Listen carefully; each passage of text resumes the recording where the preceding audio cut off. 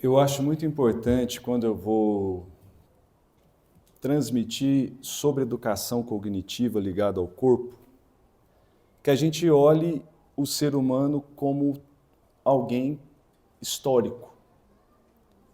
Então, primeira infância, segunda infância, adolescência, juventude, vida adulta e morte, digamos assim, tudo está dentro de uma concatenação. A gente cria esquemas mentais desde pequenininhos e que vão se repercutir até na velhice. Então agora vamos pensar o seguinte: o que são os esquemas mentais e por que eu tenho que ser tão atento a eles? Primeiro, quando a gente fala de mente, a gente precisa entender que na saúde hoje, cientificamente falando, existe duas concepções de ser humano. E conforme a concepção de ser humano que você adota, do ponto de vista da educação, por exemplo, você vai ter consequências. Um exemplo, se você parte do princípio materialista, que afirma que a mente é produto do organismo, você vai ter um tipo de educação para formar filho.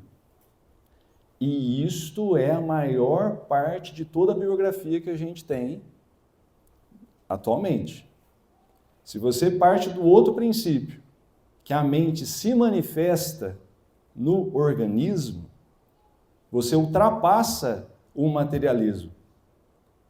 E aqui então você vai ter uma visão de um homem que não tem só a dimensão de estímulo-resposta, mas você vai ter um ser humano que inclusive possui dimensões transcendentais, inclusive no ponto de vista metacognitivo.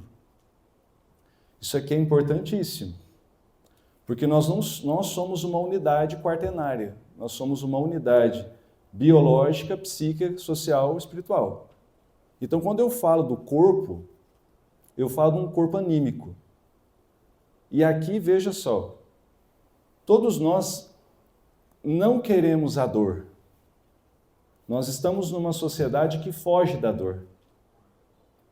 Só que essa concepção de fugir da dor é uma concepção que muitas vezes vai provocar mais dor. Então, veja, existem 3 tipos de dor. Existe a dor biogênica, tem origem, então, numa desordem orgânica. Os médicos são aqui capazes de dizer melhor que eu sobre isso.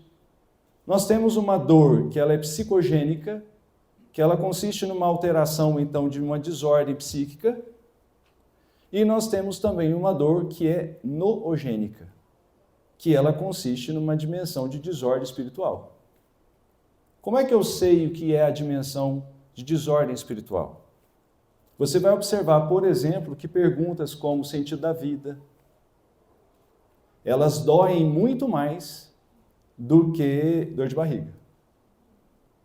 Eu lido com suicídio há muitos anos. E eu vou dizer para vocês, o suicídio começa na primeira infância.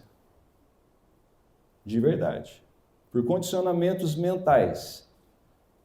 Não vou ser catastrófico, mas eu preciso ser também eu preciso ser caridoso de falar a verdade, porque nem todo mundo gosta de falar a verdade, porque tem as suas consequências. A dor mais terrível que existe é a dor de alguém que está prestes a se matar. E o suicídio hoje no nosso país, a cada 10 segundos, um comete. E se você for ver a faixa etária, é entre 14 e 36 anos em média. Isso mostra para nós que 80% dos nossos adolescentes, dos nossos jovens e dos adultos não tem sentido para viver. E se você me perguntar assim, Leandro, qual que é o principal problema familiar? Também é a ausência de sentido da vida. E é por isso que muitos dos nossos filhos se tornam adoecidos psicologicamente, espiritualmente, porque a gente faz com que o sentido da nossa vida seja, inclusive, tirar a vida deles, privando-os de, por exemplo, de desenvolver habilidades que são muito importantes. Então, agora veja, o que é um transtorno mental? A gente pode pensar numa outra palavra, é um transtorno emocional. O que é uma emoção? Uma emoção é um sentimento potencializado que vai se transformar em um comportamento. Então, agora veja, emoção vem de emovere em latim, que significa um movimento. Então, veja o seguinte, esse movimento das nossas emoções, falando uma linguagem bem leiga, você vai ver que você tem as emoções que elas são positivas e as emoções que são negativas, certo? É fácil falar de alegria, contentamento, euforia, e você fala, nossa, aqui é emoção positiva. Agora, quando eu falo de tristeza, quando eu falo de angústia, quando eu falo de frustração, quando eu falo de tédio, aqui você entende, aqui é negativo. Aí agora veja só. Sempre quando existe uma perturbação emocional, exige uma necessidade de colocar em ordem por meio de princípios muito concretos. Primeiro, a verdade. A verdade, ela precisa ser a meta da nossa existência. Por que eu digo isso? Todas as abordagens da psicologia, ela trata de pensamentos disfuncionais. Todas. Eu dou aula de várias abordagens, independente das perspectivas, se são fenomenológicas ou outras, e dá para perceber isso. E você vai observar o seguinte, todo pensamento ativa uma emoção e toda emoção ativa um comportamento. E você vai observar que quando você está perturbado, emocionalmente ali, abalado, com raiva, etc., é porque existiu um pensamento que ativou aquela emoção. E aquela emoção vai ativar um comportamento. Logo, qual é a raiz de toda perturbação, inclusive dos nossos lares? Estão nos pensamentos, certo? Qual que é a raiz das perturbações que você vive? Estão nos pensamentos, certo? E agora você vai imaginar o seguinte. Todo pensamento que ele é perturbador e logo vai trazer uma emoção perturbadora, significa que neste pensamento existe um esquema mental disfuncional.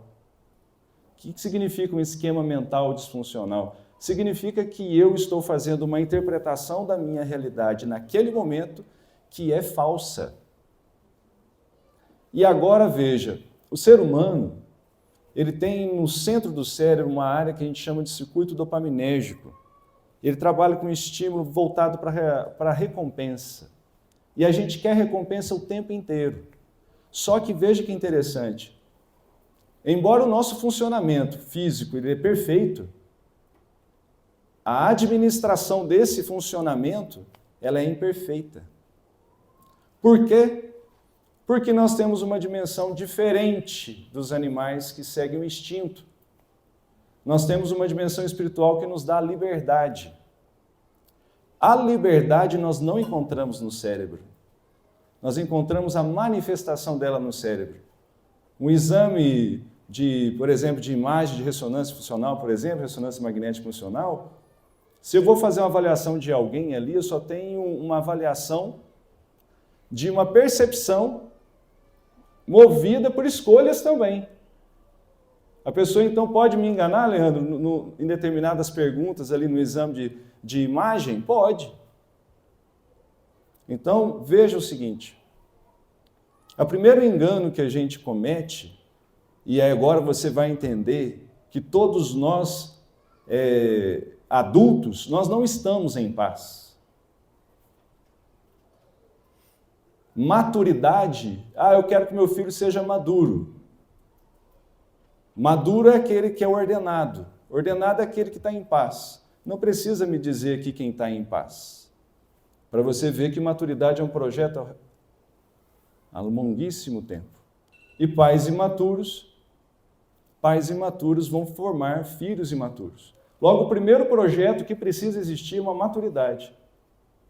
E agora entenda uma coisa. Qual que é a base? Eu tenho 5 minutos para esse tema tão complexo. A base é o seguinte: vai doer, mas não me importa. Eu tenho que doer para curar, tá? O ambiente modela também as minhas respostas ao meu corpo e aos meus pensamentos. O ambiente, o meu entorno, sobretudo afetivo, ligado à figura paterna e figura materna. E agora veja o seguinte: quando você pensa no cérebro, o cérebro ele tem uma grande necessidade. Sabe qual que é a maior necessidade do cérebro? Ser controlado. O cérebro precisa ser controlado. Você não é ordenado. E onde é que isso se manifesta? As suas emoções desordenadas, elas se manifestam no cérebro. Então agora entenda uma coisa. De onde vem a ordem? A ordem vem de leis. Então, assim como na medicina existem leis que regulam princípios que podem trazer saúde, na psicologia e na neuropsicologia a gente tem leis também. Então, veja, organicamente a gente pode dizer que o cérebro ele necessita sempre ser educado. Sempre. E qual que é a base da educação do cérebro? A base da educação do cérebro é o seguinte: eu preciso colocar um não fixo naquilo que é desordenado. Então veja, o raciocínio básico é o seguinte: pais que querem ser desordenadamente amigos dos seus filhos na infância, vão ter o desrespeito deles na adolescência e vão ser odiados na vida adulta. Ah, Leandro, isso é verdade?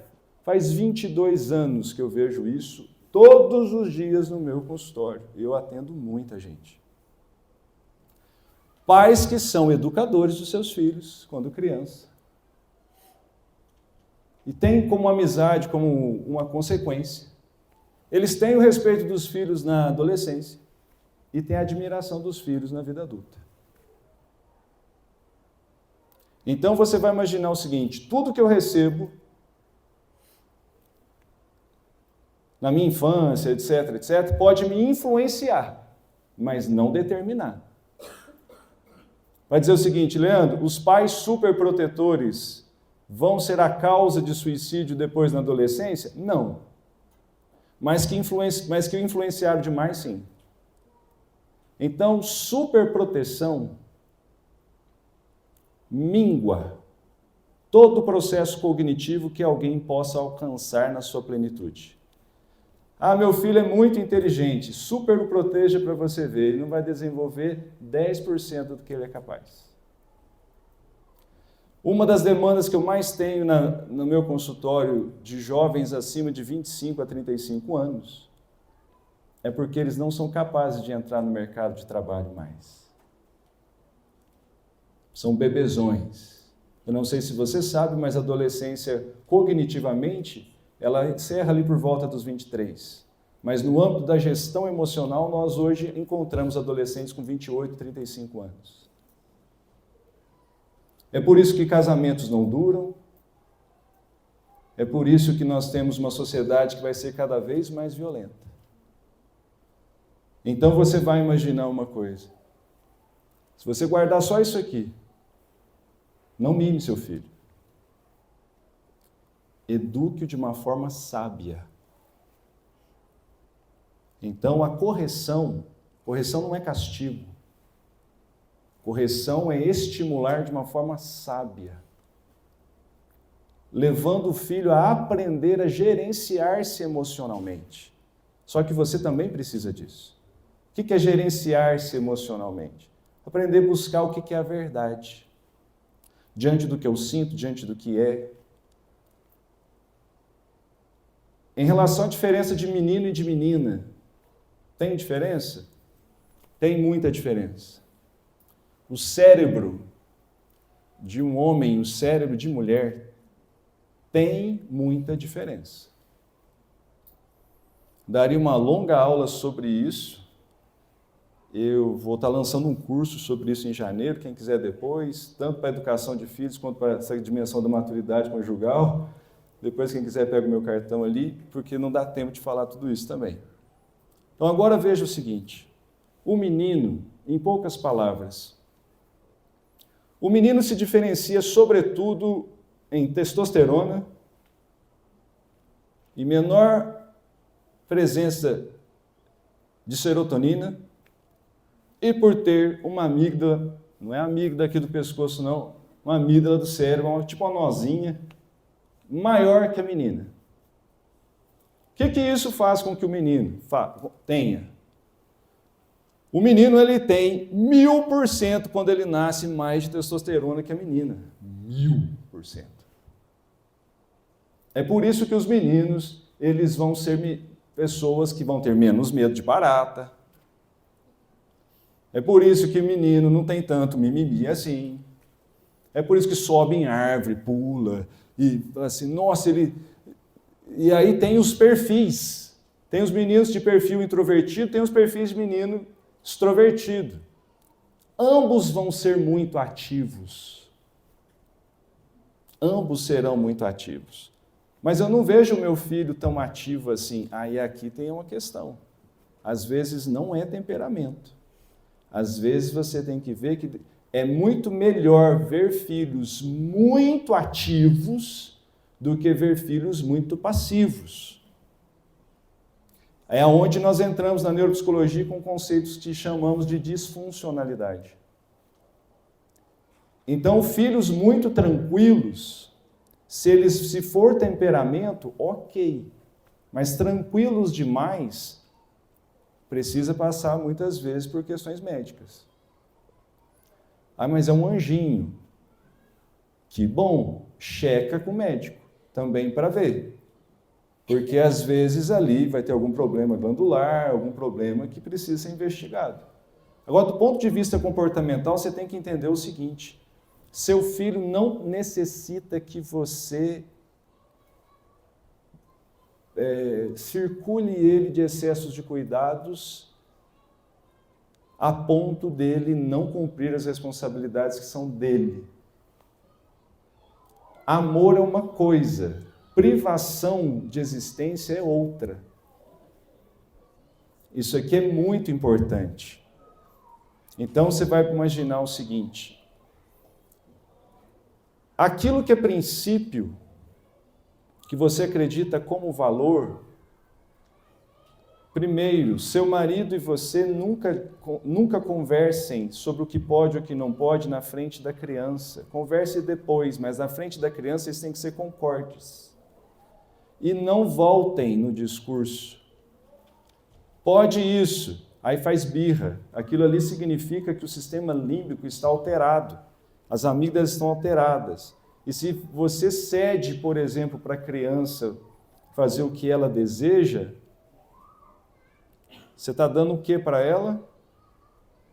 Se o seu sim, se o seu não vira um sim, você está dando um condicionamento psíquico para a sua criança, tipo, o próximo será, insista mais um pouquinho que você consegue.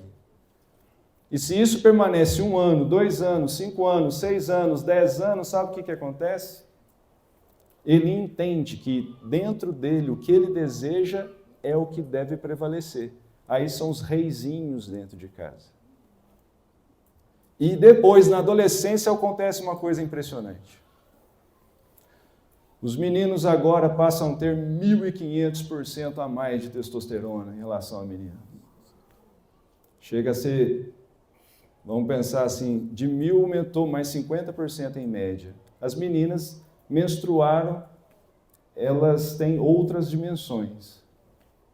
No estrogênio, por exemplo, que tem outros efeitos.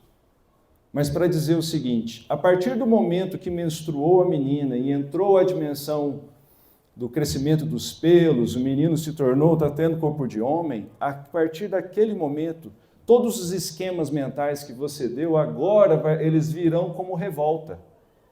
Aí sabe o que acontece? Aquilo que se alimentou, agora eles vão utilizar como base comportamental. Aí agora quem manda de fato sou eu. Entenderam isso? Deixa eu te contar. Eu atendo muito pai e mãe que apanha dentro de casa. E muita violência doméstica por adolescentes, crianças.